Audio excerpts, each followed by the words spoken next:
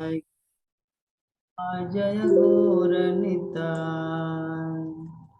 जय गौरनिताय गौरनिताय गौरनिताय जय गौरनिताय। जय जय प्रभुपाद प्रभुपाद प्रभुपाद प्रभुपाद। जय जय प्रभुपाद प्रभुपाद प्रभुपाद जय प्रभुपाद। जय गौर हरि बोल हरि बोल हरि बोल हरि बोल। जय गौरा हरि बोल हरि बोल हरि बोल हरि बोल। जय हरिनाम संकीर्तन की। जय जगत गुरु शिल प्रभुपाद की। जय अनंत कोटि वैष्णव भक्त बिंद की। जय समवेत गौर भक्त बिंद की। जय जय गौर प्रेमानंदे। बोल हरि हरि बोल हरि हरि बोल। अज्ञानतिमिरन्धस्य ज्ञानञ्जनशलाकया चक्षुरुन्मिलितं येन तस्मै श्रीगुरुवे नमः। श्रीचैतन्यमनोभीष्टं स्थापितं येन भूतले स्वयं रूप कदा मह्यं ददाति शपदान्तिकम्। वन्देऽहं श्रीगुरो श्रीयुतापदकमलं श्रीगुरुन् वैष्णवांश्च श्रीरूपं साग्रजातं सहगना रघुनाथान्वितं तं सजीवं साद्वैतं सावधूतं परिजनसहितं कृष्णचैतन्यदेवं श्रीराधा कृष्ण पादान सहगना ललिता श्री विशाखान्वितांश्च नमो विष्णुपादाय कृष्णपृष्ठाय भूतले श्रीमते भक्तिवेदांत स्वामी इति नामिने। नमस्ते सरस्वती देवे गौरवाणी प्रचारिणे निर्विशेष शून्यवादी पाश्चात्य देशतारिणे। हे कृष्णा करुणा सिंधु दीनबंधु जगतपते गोपेश गोपिका कांत राधा कांत नमस्तुते। तप्त कांचन गौरांगी राधे वृंदावनेश्वरी वृषभानुसुते देवी प्रणमामि हरिप्रिये। वाञ्छाकल्पतरुभ्यश्च कृपा सिन्धुभ्येव च पतितानां पावनेभ्यो वैष्णवेभ्यो नमो नमः। जय श्री कृष्ण चैतन्य प्रभु नित्यानंद श्री अद्वैत गदाधर श्रीवासादि गौर भक्तवृंद। हरे कृष्णा कृष्णा कृष्णा हरे हरे हरे राम राम राम हरे हरे। ओम नमो भगवते वासुदेवाय। ओम नमो भगवते वासुदेवाय। ओम नमो भगवते वासुदेवाय। ओम नमो भगवते वासुदेवाय। ओम नमो भगवते वासुदेवाय। ओम नमो भगवते वासुदेवाय। नारायणं नमस्कृत्य नारायण नमस्कृत्य नरं चैव नरोत्तमं चैव नरोत्तमं देवीं सरस्वतीं व्यासं सरस्वतीं व्यासं ततो जयमुदीरये। जयमुदीरये। नष्टप्रायेषु अभद्रेषु प्रायेषु भद्रेषु नित्यं भागवत सेवया यं भागवत सेवया भगवती उत्तम श्लोके भवति उत्तम श्लोके भक्तिर्भवति नष्टिकी। निर्भवति नैष्टिकी। श्रीमद् भागवतम प्रथम स्कंद 16 अध्याय श्लोक संख्या 3 हो चुका है ना माता जी? जी प्रभु जी। निजग्राहो जसावीर निजग्राहो जसा वीर कलिंग दिग्विजये कचित् कलिंग दिगे विजयते निरपलिंगधरं शूद्रं निरपलिंगधरं शूद्रं अनन्तं गोमिथुनं पदा। अनन्तं मिथुनं पदा।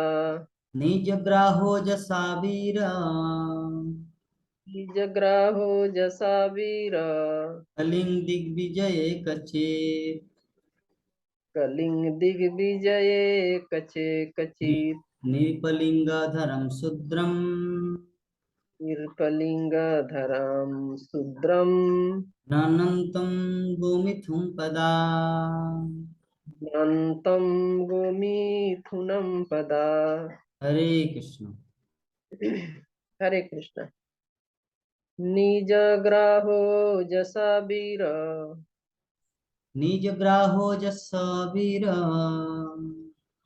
कलिं दिग्विजये कवचित् कलिंग दिग्विजये कचित् निरलिंगधरां शूद्रं नीलिपलिंगं धरं शूद्रं धनन्तं गोमिथुनं पदा। अनन्तं गोमिथुं पदा। अनुवाद और हरे कृष्ण। तात्पर्य पढ़िए। हरे कृष्णा। प्रभु जी सभी भक्तों को दंडवत प्रणाम। एक बार जब महाराज परीक्षित विश्व दिग्विजय करने निकले तो उन्होंने देखा कि कलयुग का स्वामी जो शूद्र से भी निम्न था, राजा का वेश धारण करके गाय तथा बैल की जोड़ी के पांवों पर प्रहार कर रहा था। राजा ने उसे पर्याप्त दंड देने के लिए तुरंत पकड़ लिया। जगत गुरु शिला प्रभुपाद की जय। तात्पर्य: दिग्विजय करने के लिए राजा के बाहर निकलने का उद्देश्य आत्मसलाघा नहीं है। महाराज परीक्षित सिंहासन पर बैठने के बाद दिग्विजय करने निकले थे, किंतु यह अन्य राजाओं के उत्पीड़न के उद्देश्य से नहीं था। वे विश्व के सम्राट थे और समस्त छोटे छोटे राज्य उनके अधीन ही थे। उनका बाहर जाने का उद्देश्य यह देखना था कि क्या राज्य का शासन भगवत भावना में ढंग से चल रहा था कि नहीं। भगवान का मई तलिया मत बजाओ। भगवान देखना था। अच्छा, हाँ, भगवान का प्रतिनिधि होने के कारण राजा को भगवान की इच्छाओं को भली भांति पूरा करना होता है। इसमें आत्मश्लाघा का प्रश्न ही नहीं उठता। अतः जो ही महाराज परीक्षित ने एक निम्न जाति के मनुष्य को राजा के वेश में गाय तथा बैल की जोड़ी के पांव पर प्रहार करते देखा तो उन्होंने तुरंत उसे बंदी बनाकर दंड दिया। राजा न तो सबसे महत्वपूर्ण पशु गाय का अनादर होते सह सकता है, न वह सबसे महत्वपूर्ण मनुष्य ब्राह्मण का अनादर सह सकता है। मानव सभ्यता का अर्थ है ब्राह्मण संस्कृति को आगे बढ़ाना और उसके पालन के लिए गोरक्षा अनिवार्य है। गाय के दूध में चमत्कार है, क्योंकि इसमें उच्चतर उपलब्धि के लिए मनुष्य की शारीरिक स्थिति को बनाए रखने के लिए सभी आवश्यक विटामिन रहते हैं। ब्राह्मण संस्कृति तथा प्रगति कर सकती है जब मनुष्य को सतोगुण विकसित करने की शिक्षा दी जाए और उसके लिए दूध, फल तथा अन्न का तैयार किया गाय गाया गया भोजन मूल आवश्यकता है। महाराज परीक्षित यह देखकर चकित थे कि एक कला शूद्र राजा का वेश बनाए मानव समाज के सर्वाधिक महत्वपूर्ण पशु गाय के साथ दुर्व्यवहार कर रहा था। कलियुग का अर्थ है कुव्यवस्था तथा कलह। इस कुव्यवस्था तथा कलह का मूल्य कारण यह है कि निम्न श्रेणी के निकम्मे व्यक्ति जिनकी कोई उच्चतर महत्वाकांक्षा नहीं है, राज्य के प्रबंध में अग्रणीय बन जाते हैं। राजा के पद पर ऐसे लोग निश्चित रूप से सर्वप्रथम गाय तथा ब्राह्मण संस्कृति को हानि पहुंचाते हैं, जिससे सारा समाज नरक की ओर आगे बढ़ता है। स्वयं महाराज परीक्षित ने प्रशिक्षित होने के कारण संसार के सारे झगड़े के मूल कारण की गंध पा ली थी, अतएव वे इसे प्रारंभ में ही रोक देना चाहते थे। हरे कृष्णा प्रभु। हरे कृष्ण। तो ये बहुत ही इम्पोर्टेंट आज का हमारा श्लोक है। ये जो श्लोक है, ये जो अध्याय का नाम क्या है? महाराज परीक्षित ने कली का सत्कार किस प्रकार किया। ठीक है, तो कली का सत्कार कैसे करेंगे, पहले कली को देखेंगे। तो आज का जो श्लोक है हमारा कि निजग्राहो जसा वीर कलिंग दिग्विजय कचित निर्बलिंग धर्म शुद्रम घ्रांतम गोमिथुम पदा। अर्थात महाराज परीक्षित दिग्विजय करने के लिए निकले। दिग्विजय का अर्थ होता है जब कोई सम्राट होते हैं, महाराज होते हैं। एक राजा मतलब एक पार्टिकुलर जगह का, जैसे कलेक्टर ऑफिसर, मंत्री वो भी राजा है, राष्ट्रपति वो भी राजा है, कलेक्टर ऑफिसर वो भी राजा, सभी राजा। लेकिन कोई राजा है, कोई सम्राट है, कोई महाराज है, कोई दिग्विजयी है।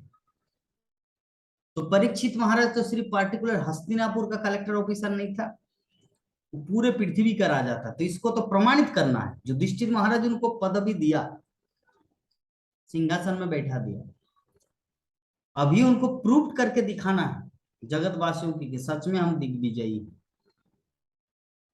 तो इसीलिए दिग्विजय का अर्थ क्या होता है? हम लोग बंगाली में बोलते हैं ना, ए दिग मतलब दिशा, दिशाओं को जीतने वाले। तो जैसे मान लीजिए कोई व्यक्ति दिल्ली का राजा है, तो भी दिग्विजय मतलब वो पश्चिम की ओर जाएगा, मतलब मुंबई साइड जाएगा, पूर्वी की ओर जम्मू कश्मीर जाएगा। हाँ, और इधर नहीं, पूर्वी पूर्वी जाए कलकत्ता साइड, यहाँ पे आके। हाँ, और पूर्वी आपका उत्तर है उनका जम्मू कश्मीर, और उनके लिए जो आपका दक्षिण है आपका ये कर्नाटक साइड। तो चारों दिशाओं को जो जीत लेगा वो भारत का महान राजा का। तो परीक्षित महाराज ने सोचा कि दुनिया में बहुत सारे राजा है, लेकिन वो मेरे अधीन नहीं है। सभी अपना अपने इंडिविजुअल, कोई साईं बाबा का भक्ति कर रहे तो करो, कोई काली माँ का भक्ति कर रहे तो करो, लेकिन दिग्विजय में कृष्ण भक्त हूँ। मेरा कर्तव्य सबको कृष्ण भक्त सिखाना, ताकि सभी भगवान श्री कृष्ण को फॉलो करें, उनकी पूजा करें, उनकी आराधना करें। तो ये भावना लेकर परीक्षित महाराज घर से निकल पड़े। इसलिए नहीं कि मतलब लोगों का रक्त बहा के, खून बहा के एक बहुत बड़ा साम्राज्य का मालिक बन जाए, नहीं, ये उम्मीद नहीं थी। उनका उम्मीद था ताकि हर कोई कृष्ण भक्ति भगवत भावनामय हो। तो उन्होंने देखा, किसको देखा? जब निकल पड़े घर से, कलियुग का स्वामी जो शूद्र से भी निम्न था। शूद्र मतलब हम लोग देखे रोड में, फुटपाथ में जो महिला कपड़ा पहन के रहता है, गुलगुला खाते हैं, इसे कुछ ले गुलगुलिया। गुलगुलिया हमारे बलरामपुर में कहा जाता है। गुलगुलिया का अर्थ होता है अघोरी, जिसका घर द्वार नहीं होता। आज यहाँ पर है तो कल बोकारो में रहेंगे, परसों दूसरी जगह, इस प्रकार वो लोग भटकते, उसको बोलते गुलगुलिया। ठीक है, गुलगुला अलग है माता जी, नंद किशोर, गुलगुला अलग है जो आटा का बनाया जाता है, गोल गोल तेल में फ्राई किया जाता है, फिर उसको खाते हैं हम लोग। मटर का सब्जी घुगनी बना के उसको गुलगुला के साथ खाते। गुलगुला अलग है और गुलगुलिया अलग है। गुलगुलिया मतलब वो फुटपाथ और घरी जिसको बोला जाता है। ठीक है, तो शूद्र क्या है? गुलगुलियाओं को शूद्र कहा जाता है, या उससे थोड़ा हाई क्वालिटी, हाँ भाई काम पाठ करते हैं, जीवन यापन करते हैं, लेबारगिरी करके अपना संसार को चलाते हैं, वो है शूद्र। ठीक है, तो ये जो कली का जो रूप है, ये शूद्र से भी बदतर है, लेकिन वो पहना हुआ शर्ट पैंट शर्ट पहने राजाओं का। ये राजा का पैंट शर्ट पहन के वहां पर खड़े हैं और क्या कर रहे हो? एक गाय को पीट रहे। ठीक है, तो परीक्षित महाराज को सहन नहीं हुआ, तुरंत उसे दंड देने के लिए उसको पकड़ लिया। बोले कि बेटा हाँ, तुम यहाँ पर गुंडागर्दी करने के लिए आए हैं मेरे राज्य में, आओ तुमको चखाते हैं। ऐसी भावना लेकर उन्होंने तुरंत पकड़ लिया कली को। ठीक है, कली को पकड़ लिया। तो कली को पकड़ने के बाद क्या किया हम लोग आगे देखेंगे। तो यहाँ पर जो तात्पर्य में शिला प्रभुपाद जो हम सबको जो शिक्षा देना चाह रहे, एक राजा का कर्तव्य ऐसा नहीं कि सिर्फ राजकार्य मिल गया, बहुत सारा धन संपत्ति मिल रहा तो सिर्फ सो जाओ। राजा का अर्थ होता है दुनिया वाले सो पा रहे कि नहीं, चैन की नींद। मैं तो सो जाऊं क्योंकि मेरे पास कोई टेंशन नहीं, धन संपत्ति मालिक एवरीथिंग इज देयर, सब कुछ मिला है। लेकिन बाकी जो प्रजा है वो लोग सुखी जीवन व्यतीत कर रहे हैं, यस या नो, ये जानना है। ठीक है, तो महाराज परीक्षित यही भावना लेकर, इसी चिंता लेकर वो यहाँ पर आए, तो देखा कि वो कली गाय को पीट रहे हैं। तो महाराज का उद्देश्य क्या है? बाहर जाने का अर्थ क्या है? जैसे हम लोग प्रचार गाड़ी जो हमारा जाता है, संकीर्तन बुक डिस्ट्रीब्यूशन, देश दुनिया में विभिन्न जगह जाता है, तो उद्देश्य क्या है प्रचार प्रसार करने का? ताकि लोग दुखी है तो दुखी व्यक्ति, डिस्प्ले दुखी व्यक्ति कैसे सुखी बनेंगे, इसी उम्मीद को लेकर वो बुक डिस्ट्रीब्यूशन करता ताकि भगवान के बारे में कुछ जाने, भगवान एकमात्र आनंदमय है, उनकी सेवा करने से ही हमारा जीवन सार्थक होगा, उद्धार होगा। तो इस प्रकार जो एक भावना लेकर घर से बाहर निकलते प्रचार प्रसार के लिए।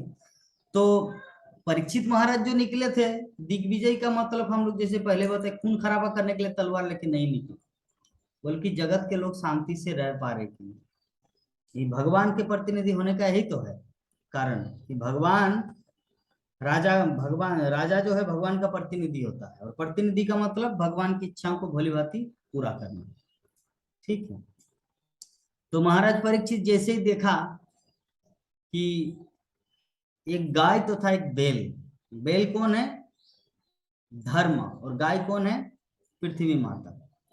तो दोनों को जब बंदी बना के जब दंडित कर रहे हैं कली, तो राजा महाराज को बहुत ही बैड फील हुआ, क्योंकि राजा ने तो सबसे महत्वपूर्ण पशु गाय का अनादर होते सह सकता है, न वो सबसे महत्वपूर्ण मनुष्य ब्राह्मण का अनादर सह सकता है। मानव समाज का अर्थ क्या है? मानव सभ्यता का अर्थ है ब्राह्मण संस्कृति को आगे बढ़ाना और उसके पालन के लिए गोरक्षा अनिवार्य है। ठीक है। एक आदर्श समाज और वास्तविक समाज का अर्थ है जो गो रक्षा को प्रधानता दे। जैसे कल एक वीडियो मैंने शेयर किया था इंद्रेश उपाध्याय जी वृंदावन के, तो उन्होंने बोला कि गौ माता जो है, जो कोरोना वायरस हम सबको हुआ, हमारे लिए वैक्सीन निकला और वैक्सीन से बहुत सारे लोग ठीक हो गए। और गौ माता उनके लिए भी एक बीमारी है, पिंपी, लंपी लंपी, लंपी बोल के एक बीमारी है, ठीक है। वायरस। तो लंपी वायरस, तो उसको ठीक कर, वो क्या है, फोड़ा फोड़ा हो रहा है पूरे शरीर में, और उनका अगर अच्छी तरह चिकित्सा ना किया जाए तो गाय, एक गाय दूसरे से दूसरे गाय तीसरे, इस प्रकार करके सभी गौशाला नष्ट हो जाएगा। इसके लिए थोड़ा सा मतलब कंट्रीब्यूशन चाहिए।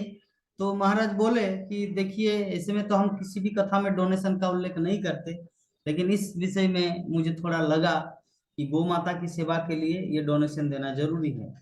हाँ, और दूसरी बात ये है कि बोले कि जब जब संसार में कुछ पाप की मात्रा अधिक बढ़ जाते हैं तो पृथ्वी माता रो पड़ती है, या कहीं पर भूकंप, अकाल, सुनामी ऐसा आ जाता है। तो गौ माता जो है वो पृथ्वी का मूर्तिमान स्वरूप है। तो यहाँ पे गौ माता के शरीर में ऐसा कुछ हो रहा है, इसका मतलब पृथ्वी में बहुत पाप की मात्रा बहुत ज्यादा बढ़ चुके हैं, जिसके कारण ये सब लक्षण दिखाई दे।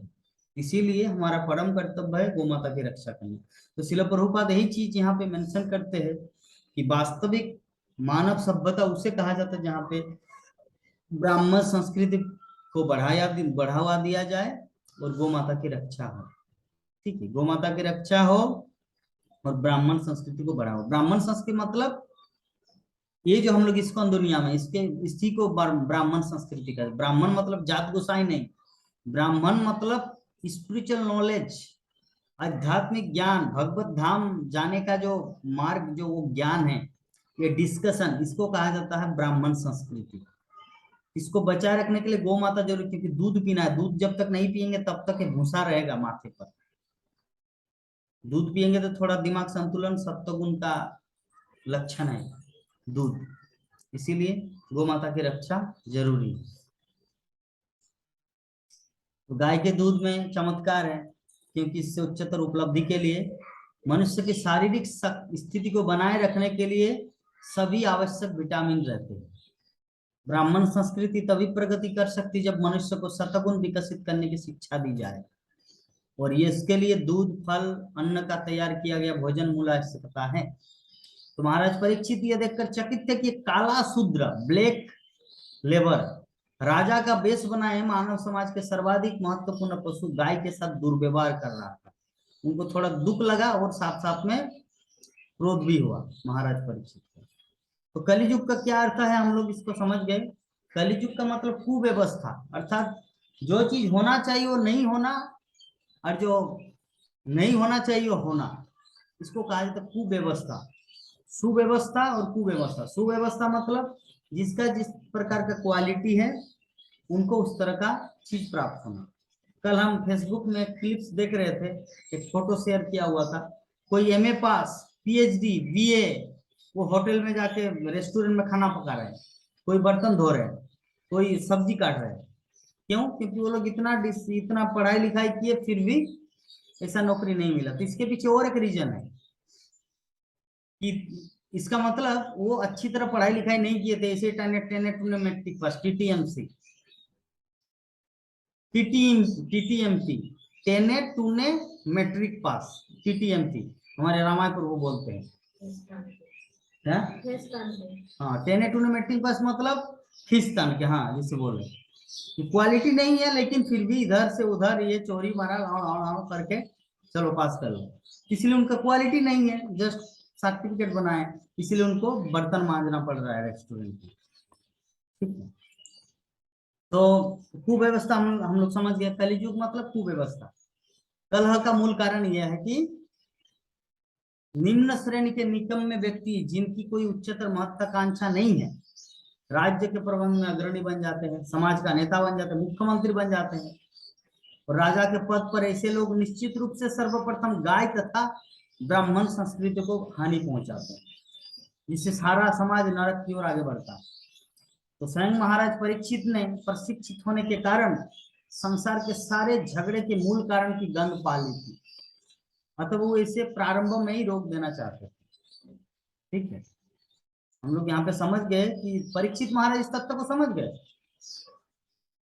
रौनक के ऋषि का नाम भी प्रश्न करेंगे आगे कि क्या कारण था परीक्षित महाराज उनको रोके नहीं, उनको चलने दिया, कलियुग को क्यों नहीं भगाया, क्यों उसको इंटर करने दिया। ठीक है, तो ये सब हम लोग नेक्स्ट श्लोक में पढ़ेंगे, आप लोग ज्वाइंट हो जाइए।